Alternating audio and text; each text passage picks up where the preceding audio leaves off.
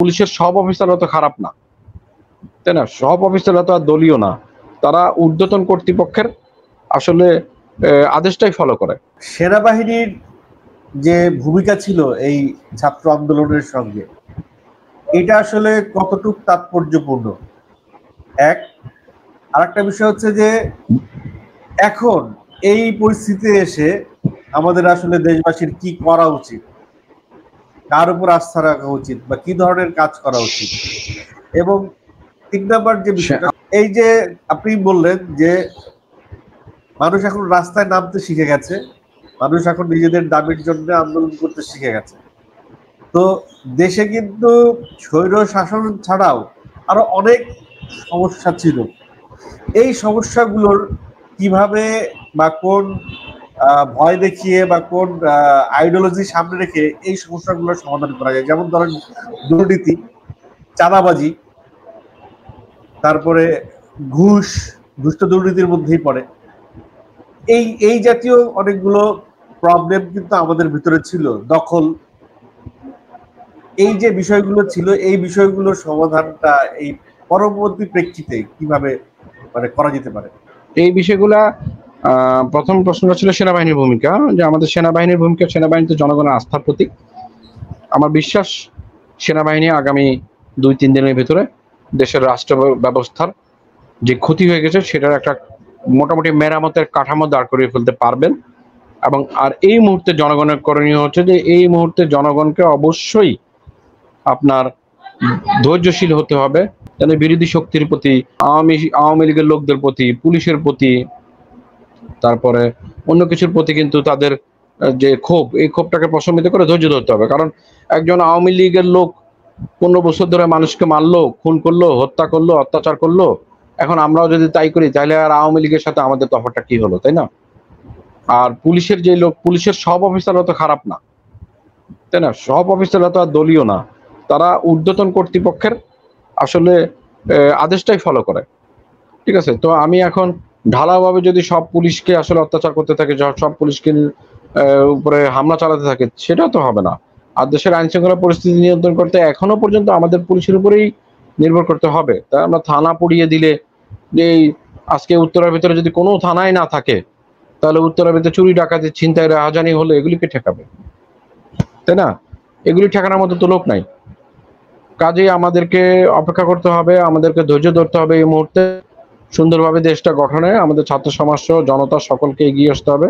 আপনার আমার মতো লোককে কথা বলতে হবে, মানুষদেরকে বুঝাতে হবে, যেন যেই সংক্ষুব্ধ মানুষটা আছে সেই সেই সংক্ষুব্ধ মানুষটাও যেন আসলে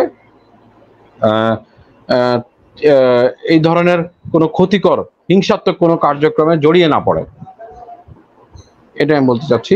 আর আপনার আরেকটা প্রশ্ন ছিল পিয়াল ভাই, সেটা হচ্ছে যে জনগণ যে শুধু আমাদের রাজনৈতিক সংকট ব্যতীত দেশে অন্যান্য অনেক সমস্যা সংকট আছে, ঠিক আছে, যেমন ঘুষ, দুর্নীতি ইত্যাদি ছিল, এবং এই বিষয়ে আমরা আসলে কিভাবে এগুলি থেকে উত্তরণ পেতে পারি নিজেরা, সেই একটা প্রশ্ন ছিল। এখন আমার এই প্রশ্নের উত্তর আমি যেটা আসলে দেশের মানুষদেরকে বলতে চাই সেটা হচ্ছে যে আমাদের এই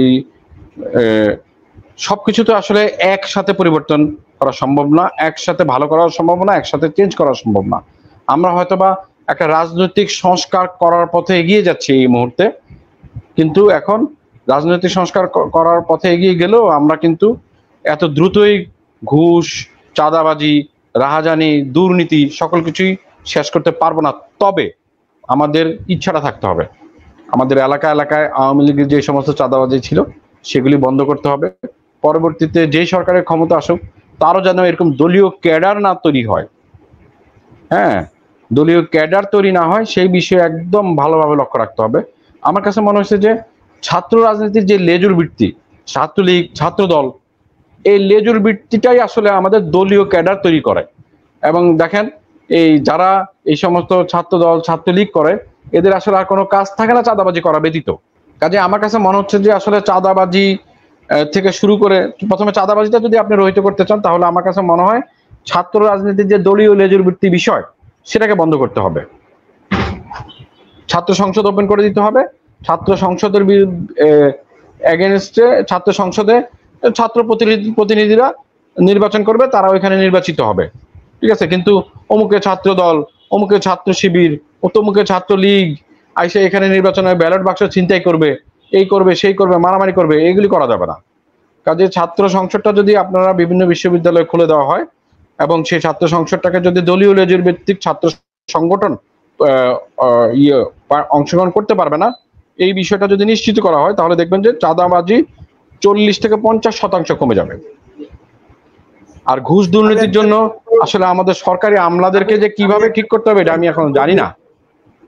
আমি একটা ছোট্ট এক্সাম্পল দেই শোক ভাই। আমি গত এই আন্দোলনের কিছুদিন আগে আমি একজোড়া কেডস কিনতে গেছিলাম মাস্কট প্লাজার পেছনে, যেখানে আপনি জানেন যে অল্প দামে কেডস পাওয়া যায়, জুতো পাওয়া যায়। হ্যাঁ, রাইট। হ্যাঁ, এই জুতা ওইখানে 1500 টাকা, সেই জুতা হয়তো শোরুমে গেলে 5000 5500 টাকা।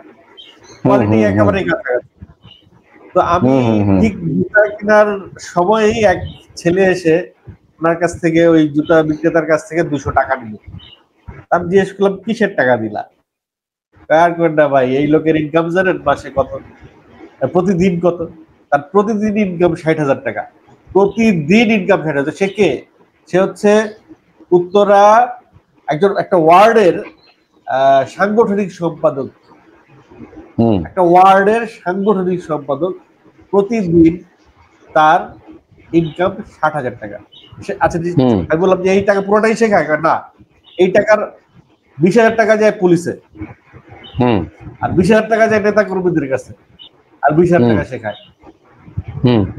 আমি এরকম বিভিন্ন সময় ফুটপাতে বিভিন্ন দোকানদারদের সাথে কথা বলেছি, তারা বলে যে ভাই আমাদের থাকতে হলে তো তাদের সাথে করতে হবে। দেখেন, এখানে যে আপনি ঢালাওভাবে শুধু পুলিশের আর রাজনৈতিক নেতা দোষ দিবেন তা কিন্তু না। যে লোকটা ফুটপাতে বসছে সে কেন ফুটপাতে বসছে? সে একটা অবৈধ জায়গায় বসছে দেখেই তো তার কাছ থেকে অবৈধভাবে টাকা খাওয়া হচ্ছে। সঠিক। ওই লোকটা তো গিয়ে দোকান থেকে চাঁদা নিতে পারতেছে না, যে দোকানে পজিশন কিনে বসেছে তার কাছ থেকে তো সে 100 টাকা করে দিলে নিতে পারতেছে না।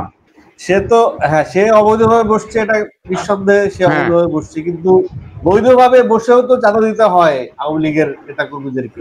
একটা কন্ট্রাক্টর সে কি পুরো টাকা রাস্তার কাজে ব্যয় করতে পারে? বৈধভাবে বসেও না করতে পারে না। একটা কন্ট্রাক্টর পুরো টাকা রাস্তার কাজে ব্যয় করতে পারে না, পুরো টাকা সে মানুষকে দিতে হয়। পুরোপুরি ভাবে আসলে অনেক কিছু করতে পারে না। এটা তো আপনার কথা সত্য যে আসলে একজন ব্যবসায়ী, সে একটা ব্যবসা করলো, ব্যবসা করে দেখা গেল যে সে তার এই বিষয়ে আসলে ডায়লগ দরকার প্রচুর, বুঝছেন? কথা বলতে হবে সবাইকে। রাইট। তারপর আমি যে সবজিটা খাই আমার পাশের বাজার থেকে কিনে, সেই সবজিটা তো এই দাম না, এই দামের পেছনে তো এই প্রত্যেকটা মোড়ে মোড়ে চাঁদা মানে দায়ী। প্রত্যেকটা মোড়ে মোড়ে যে ট্রাকের থেকে চাঁদা নেওয়া হয়, এই চাঁদা নিতে নিতে তো সবজির দাম এত হয়।